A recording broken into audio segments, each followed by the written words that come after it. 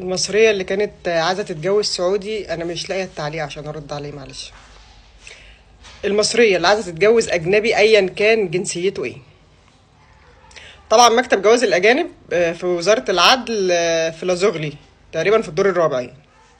الشروط بتاعة الجواز مصرية من أجنبي: الشرط الأولاني إن الزوج الأجنبي ده يكون حاضر وقت إجراءات تصديق العقد بنفسه. فرق السن بينهم ما يعديش 25 سنة. الزوج الأجنبي ده لازم يكون معاه شهادتين من البلد اللي هو تابع لجنسيتها أو بلده. يعني الشهادة الأولانية تفيد موافقة البلد اللي هو منها على الجواز من أجنبية بالنسبة لبلده اللي هي المصرية يعني. ودي بتكون من الجهات المختصة في البلد عنده أو من القنصلية المصرية بتاعته، من قنصلية بلده في مصر.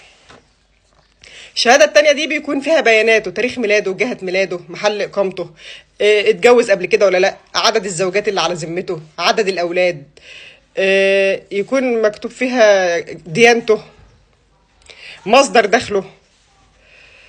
ولازم كل طرف من الطرفين يقدم شهادة الميلاد بتاعته أو حاجة تحل محلها لو الزوج ما عندوش شهادة ميلاد، يعني أي مستند رسمي تاني يحل محل شهادة الميلاد.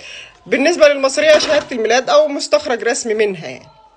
ده لو مصرية هتتجوز أجنبي، مش العكس. لو مصر هيتجوز أجنبية بيبقى فيه شوية اختلافات بسيطة جدا يعني، مش كتير.